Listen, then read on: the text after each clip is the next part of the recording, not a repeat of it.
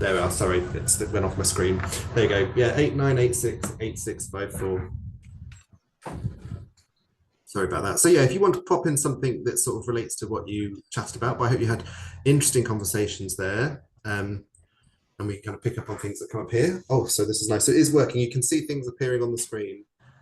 And my lights have come back on. That's also good. Is that working for everybody? Yeah.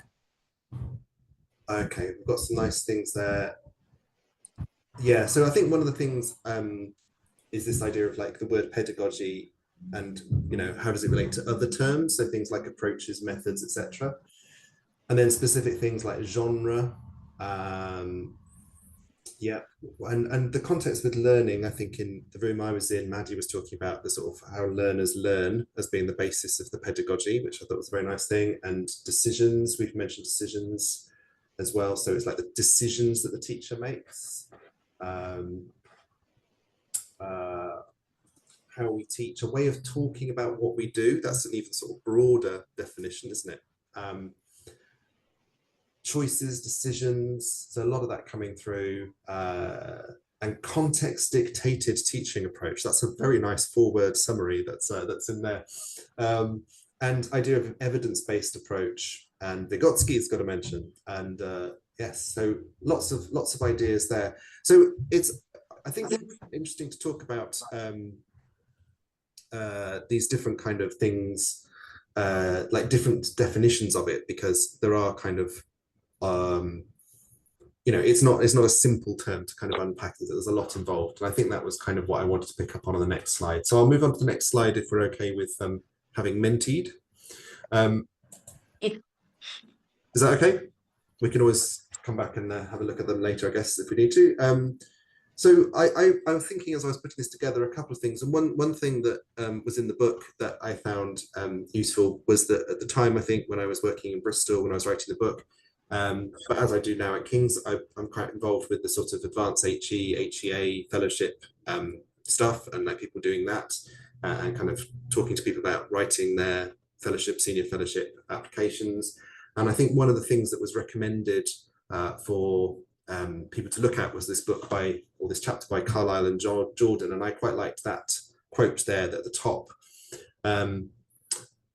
I guess it sort of relates to this idea of the decisions and choices in a way, but I like this idea of consciously or unconsciously, you've got theories, and they may be things that you're not aware of. They're ways that you develop learning strategies, so speaking to some of the things we've mentioned already, and you may not even be aware of them because you may not have had to think about them. And I think especially when someone writes something like one of those fellowship applications, for example, that is, you know, people quite often kind of explore things. They explore what underpins their practice, and that's a chance to bring it forward. So that sort of shows the importance of reflection into kind of sort of working out what your pedagogy is for you as teacher. The other thing, and I liked this quote that I was looking at the other day in a book about HE pedagogy.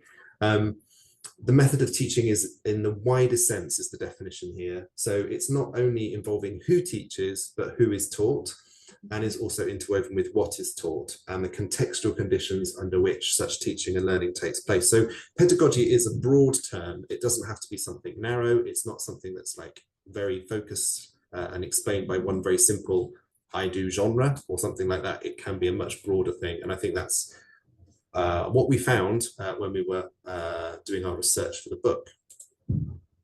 So in terms of our research for the book, it's quite interesting to kind of compare that to the conversation I just had in the room, but also with the kind of things we just saw on the Mentimeter and other conversations I have generally about this and my kind of developing sense of my own idea of what pedagogy is.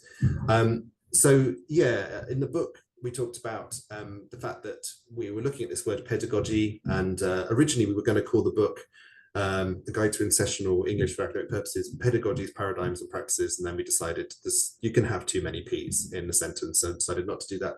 But yes, I think it was interesting to look at this word pedagogy, perhaps in this idea that it's got a broader sense, or it kind of invites more definition, perhaps because of its sort of nature, but it does encompass other things like approach, methodologies, even practice. So there's other, and theory, you know, there's lots of different things involved.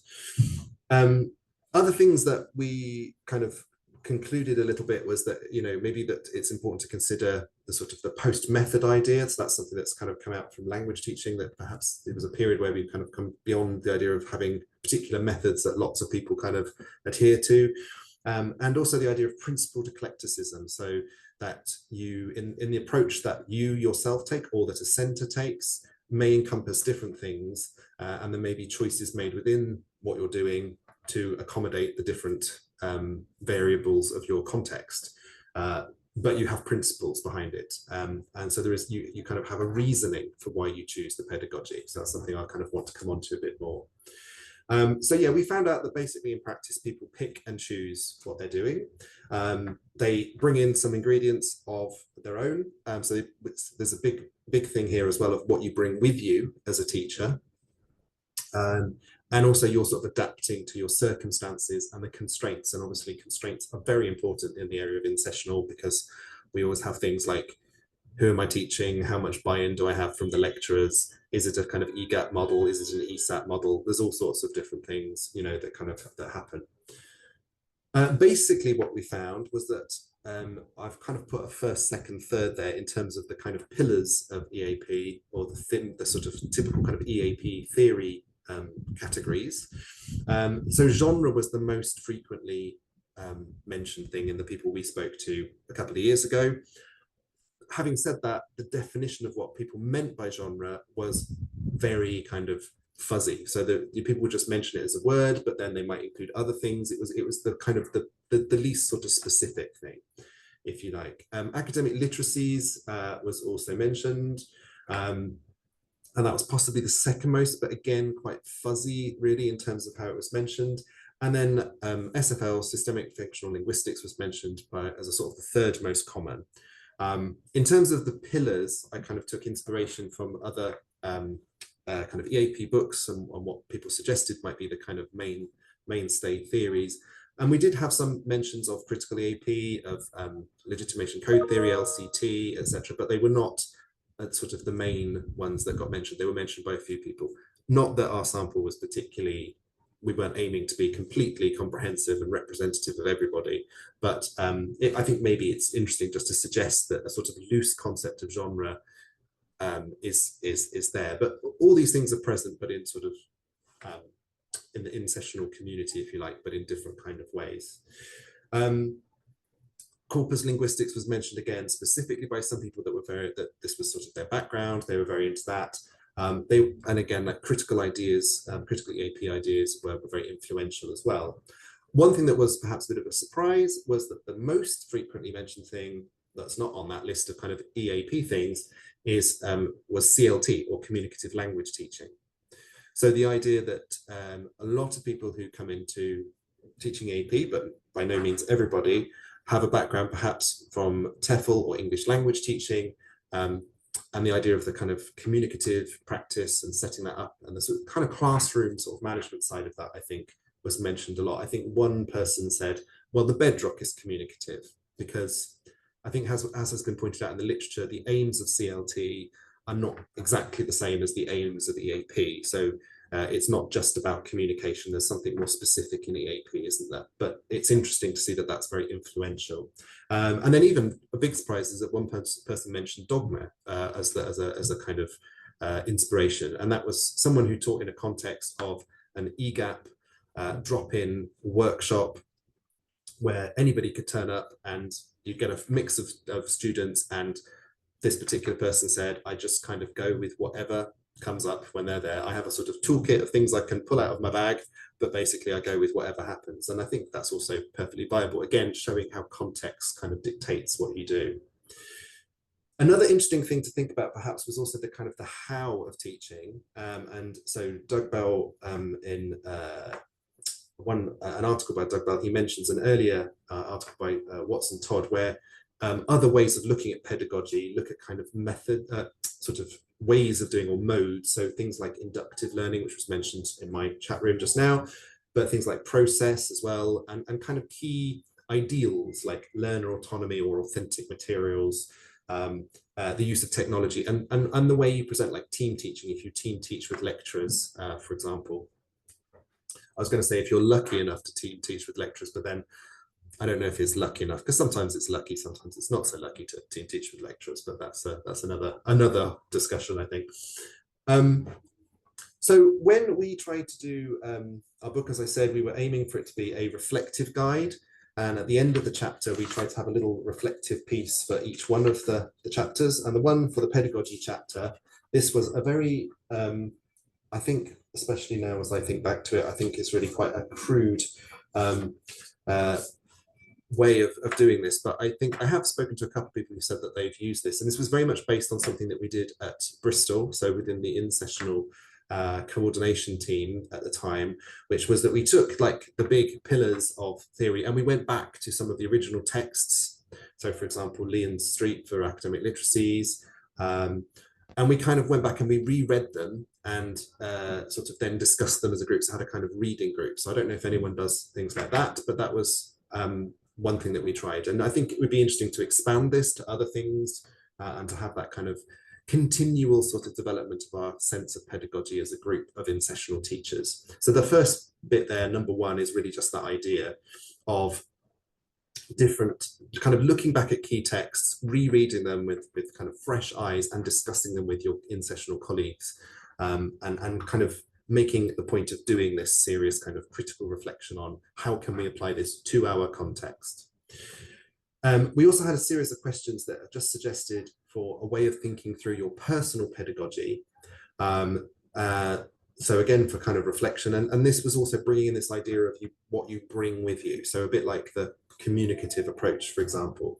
What are your origins as a teacher? What do you know about in-sessional? What do you come in with? Even how did you get into EAP? What influences do you have from before? But I thought for today, perhaps things more towards the end of that list might be a bit more interesting for our purposes. So sort of D through to H, really. I think it's interesting to think about what do you bring with you and translate into teaching and in-sessional. Or if you've taught in other areas of the AP, what do you think is useful for you to bring through? What are your key personal beliefs and values about teaching, and which of those do you bring to bear in the context of the AP and in-sessional EAP especially? Do you have any of the strong adherence to any of the pedagogical traditions? How do you answer questions,